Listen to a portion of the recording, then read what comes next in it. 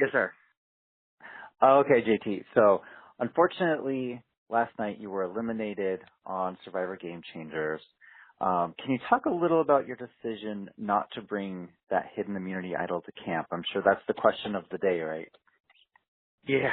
Yeah, it's tough. There was a lot that kind of led me to that point. I obviously regret that, but, we were, I really felt we were solid. I mean, Michaela was very abrasive for everybody, and we were all in agreement, even before we knew we were going to travel, that Michaela's going to have to go soon for us to win anything or be able to just live with each other, for that matter. So that helped in the decision. And then, after talking with Sandra and Varner and basically giving them my pitch, my point of view, and which was that, when y'all merged, being from the former Mana tribe and have no connections whatsoever with anybody else in the game, they're going to be the first ones picked off. So wouldn't you much rather have the opportunity to go to merge with somebody like me who's got all the connections from the former tribe than anybody, and actually also have a chance to win challenges?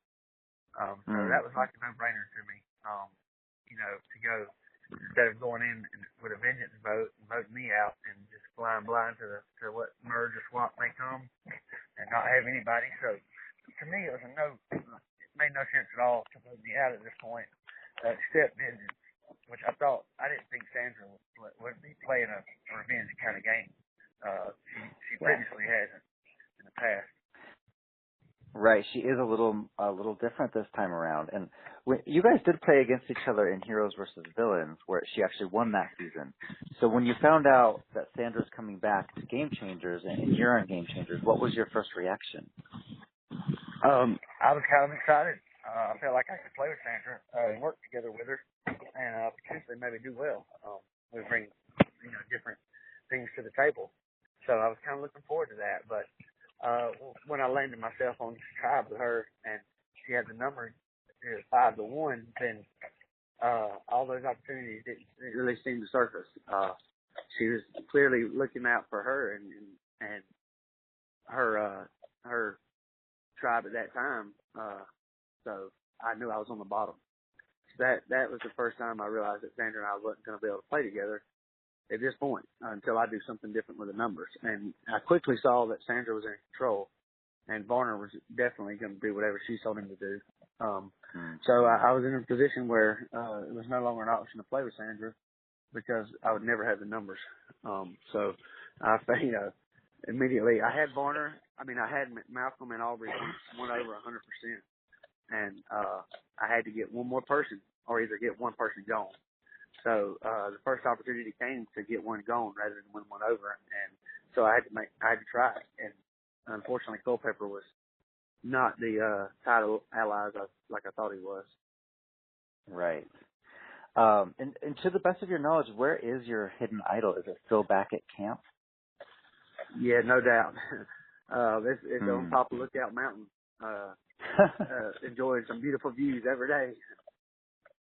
Some people are wondering, after the votes were read and you were eliminated and you grabbed your torch, could you have whispered to Aubrey, like, hey, Aubrey, there's an idol back at camp, it's in my bag or wherever, because she seemed to be with you in that vote against Michaela. She was, and definitely I would have if I could. I couldn't think of any way to tell her, and I'm not sure. She had never been there with me. The spot was very remote, and the only person that I could even explain where that was Malcolm or Culpepper, because they've been there with me. And we even named it, Culpepper and I named it early in the game. It would have been very difficult I'd have had to have a minute to draw it out for her. Right. So it was very or give her a difficult. map. I would have loved to have been able to give it to Aubrey because she was deserving. And she played really hard, and she had, again, like her first season, was on the bottom from the get-go. Sandra didn't want her around, wanted her gone, refused to work with her, and Aubrey was simply trying to fit in, so I would have definitely helped her if I could.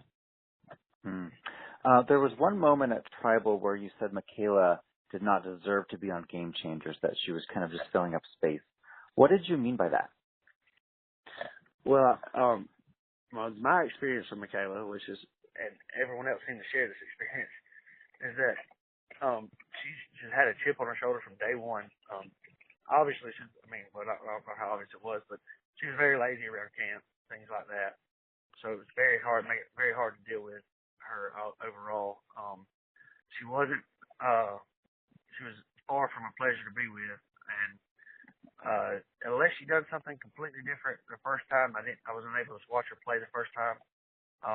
Unless she done something completely different, then she just is a pawn for someone to use. She's got a bad attitude, so people are going to want to take her to the end. When you saw how it all played out with the sugar, that it was Sandra who took the sugar because she knew it would create more drama at camp, did you think that was a good move on Sandra's part or a bad move? It worked out well for her because it definitely worked. I mean, I didn't know Sandra done it, but until last night, it all makes sense to me now because it did exactly work just like she planned. It kept me from taking my idol with me, as well as took the tension off of what might happen. I mean, Sandra kept bringing it up and causing us to bicker about it, and it all makes sense now because she actually instigated it. Sorry. Right. Sorry about that. She definitely instigated it, and it was a good move because I didn't bring my idol. Right. Last week you stayed loyal to the Nuku tribe. You cast your vote for Sierra.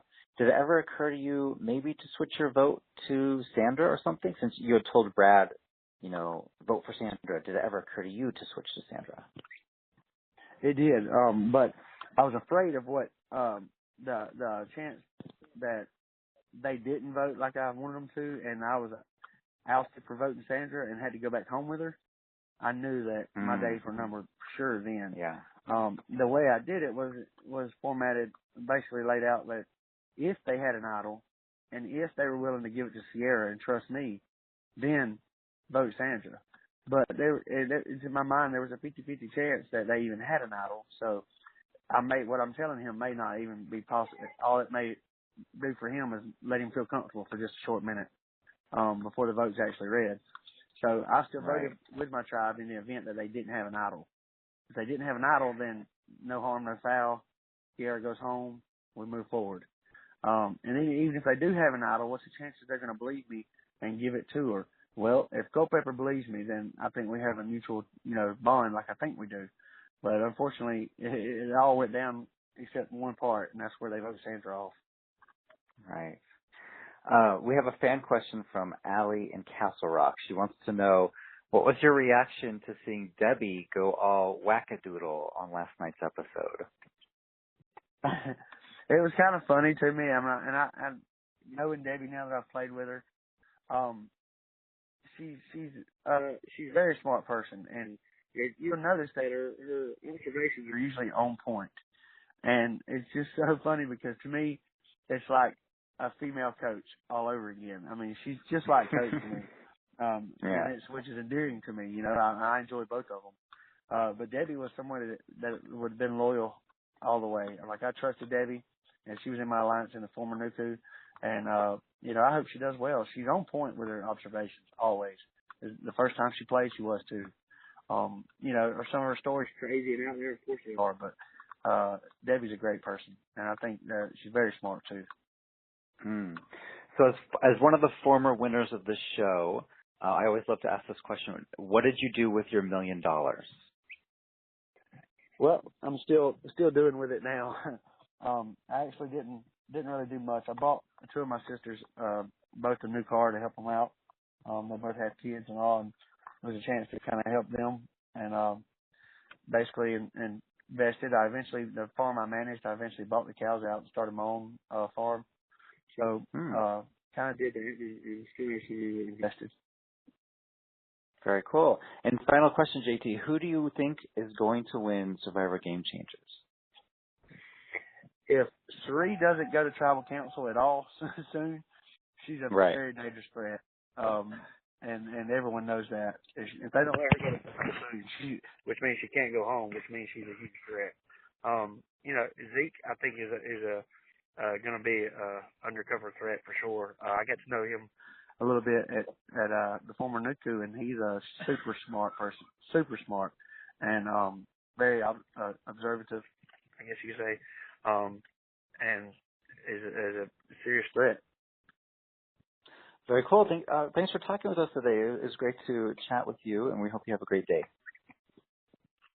Thank you. You too.